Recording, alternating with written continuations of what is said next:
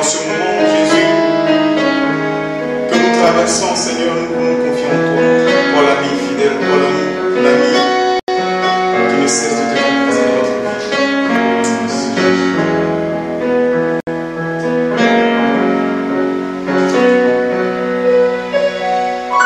Je ne peux imaginer combien ça coûterait. À la croix, il a pris ma place. Jésus s'est donné. Je ne peux imaginer combien ça coûterait. À la croix, il a pris ma place. Jésus s'est donné. Il a pris ma place. Il a pris ma place. Jésus a pris ma place. Jésus s'est donné. Il est fidèle. Il est fidèle. Fidèle.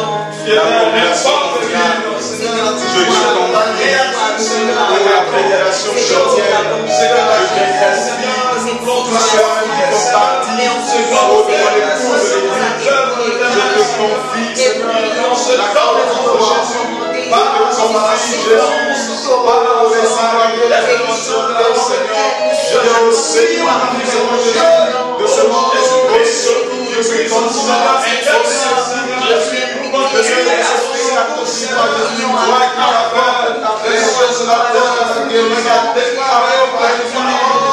Et la chose est arrivée. La terre a été créée. Seigneur, ce matin, nous recommandons cette terre. Nous parlons, Seigneur, à ce temps, oh Jésus, de souffle, Seigneur. Nous prions que Jésus, tu puisses encore, Seigneur, notre Dieu, lui intervenir, notre Dieu. Oui, béni sois-tu, Seigneur, parce que tu interviens. Nous allons prier, bien-aimés, lorsque nous lisons la suite de...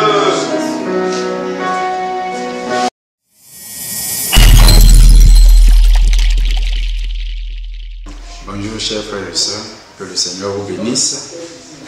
Nous sommes là encore aujourd'hui pour méditer ensemble à ce matinal dans le but de pouvoir exhorter les uns et les autres à s'attacher au Seigneur dans cette situation difficile que nous traversons. Ce matin, nous allons lire un texte dans Exode, le chapitre 14, à partir du verset 8, parlant de l'histoire des enfants d'Israël lorsqu'ils sortaient du pays d'Égypte. Il est dit au verset 8 de Exode chapitre 14, « L'Éternel endurcit le cœur de Pharaon, roi d'Égypte, et Pharaon poursuivit les enfants d'Israël. Les enfants d'Israël étaient sortis la main levée.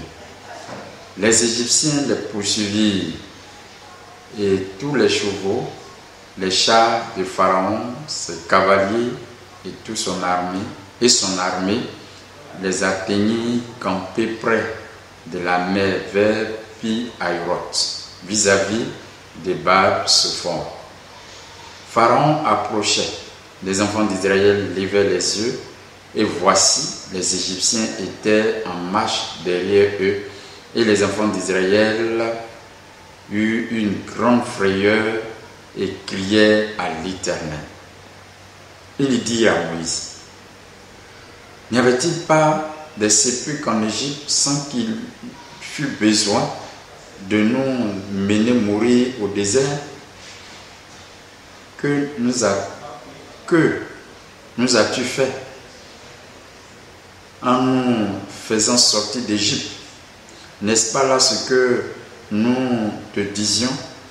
En Égypte, laisse-nous servir les Égyptiens, car nous aimons mieux servir les Égyptiens que de mourir au désert. » Moïse répondit au peuple, « Ne craignez rien, restez en place et regardez la délivrance que l'Éternel va vous accorder en ce jour, car les Égyptiens que vous voyez aujourd'hui, vous ne les verrez plus jamais. L'Éternel combattra pour vous, et vous gardez le silence. » Et l'Éternel dit à Moïse, « Pourquoi ces cris parlent aux enfants d'Israël qu'ils marchent? » Amen. Ce texte nous rappelle la situation difficile que les enfants d'Israël ont traversée après la mer, après être sortis de l'Égypte. Les enfants d'Israël sortis de l'Égypte, après que Dieu ait frappé l'Égypte de la 10e plaie, cette plaie dont les premiers-nés des hommes jusqu'aux animaux ont connu la mort. Les Égyptiens vont laisser les enfants d'Israël sortir. Les enfants d'Israël sortent. Et voilà que Pharaon, ayant repris, après avoir pleuré leur mort, repris ses esprits, après avoir pleuré leur mort, vont poursuivre les enfants d'Israël. Et les enfants d'Israël qui étaient arrivés face à la mer Rouge vont constater derrière eux que les Égyptiens les poursuivaient, Pharaon et toute son armée les poursuivaient. Ils ont eu une grande frayeur, nous dit la Bible, et ils criaient à l'Éternel. Ils se sont tournés vers Moïse pour se plaindre. Mais Moïse va leur dire des paroles de confiance. Il dit, regardez, Moïse répondit au peuple, il dit, ne craignez point, restez en place et regardez la délivrance que l'Éternel vous accorde en ce jour. Ce qui veut dire que si les enfants d'Israël ont eu peur, c'est légitime. Leur crainte, leur peur était légitime parce qu'ils n'étaient pas exercés au combat. ayant connu la délivrance, ils vont maintenant encore certainement, s'ils étaient rattrapés par Pharaon, soit être exterminés, soit reconduits en Égypte pour être esclaves. Mais Dieu qui les a fait sortir avait une solution pour eux. Aujourd'hui, le monde entier traverse une situation difficile et Dieu seul a la solution. Dans ce texte, nous pouvons relever quelques éléments. Premièrement, les enfants d'Israël, dans leur frayeur, ont crié à l'Éternel. Ils ont crié à l'Éternel. Je crois que dans cette situation difficile que le monde entier traverse, le chrétien doit crier à l'Éternel parce que tous sont dans la frayeur. Les leaders de ce monde, que ce soit les païens, les hommes religieux, tout le monde est dans la frayeur. Mais seul Dieu peut apporter la solution. C'est pourquoi nous, en tant que chrétiens, dans cette frayeur, nous devons nous tourner vers Dieu. Chacun doit se tourner vers Dieu, crier à l'Éternel par la prière, crier à l'Éternel par le jeûne, crier à l'Éternel par des veillées de prière, afin que Dieu qui peut trouver la solution puisse trouver la solution en délivrant son peuple, en délivrant les nations, en délivrant les chrétiens et le monde entier de cette frayeur du coronavirus. Nous croyons que Dieu est capable de le faire. Et je ne sais quelle situation traverse un frère ou une soeur, et cela l'effraie à tel point qu'il ne sait quoi faire. Fait comme les enfants d'Israël, crie à l'Éternel, Dieu a la solution. La deuxième des choses, c'est d'écouter le conseil de Moïse. Moïse dit, restez en place, gardez le silence. Restez en place, l'Éternel combattra pour vous, gardez le silence. Oh, nous savons que dans cette situation, tout le monde est paniqué, certainement. D'autres vont chercher des voies et moyens pour fuir cette situation de maladie. Mais je crois qu'il n'y a pas de moyen de fuir. La maladie est partout pratiquement dans le monde. Que tu partes en Europe, elle y est. Que tu partes en Asie, elle y est. En Amérique, elle y est. En Australie, elle y est. En Afrique, la maladie y est. Donc, il n'y a pas d'endroit où il faut aller pour se cacher. Le seul endroit, c'est de rester en place. Le monde parle de confinement, mais nous chrétiens, c'est de rester tranquille, rester chez soi, rester avec sa famille, rester auprès de sa famille sans chercher à fuir quoi que ce soit. Mais en restant en place, nous devons garder le silence. Les enfants d'Israël n'ont pas gardé le silence, ont commencé à murmurer contre Moïse. Oui, nous aurions mieux servi les Égyptiens que de venir mourir dans le désert. Ils ne sont même pas encore morts, ils partent de leur sépulcre. Mais si nous gardons le silence et que nous regardons au Seigneur, le Dieu en qui nous avons pleinement confiance, ce Dieu combattra pour nous. Moïse dit, l'Éternel combattra pour vous.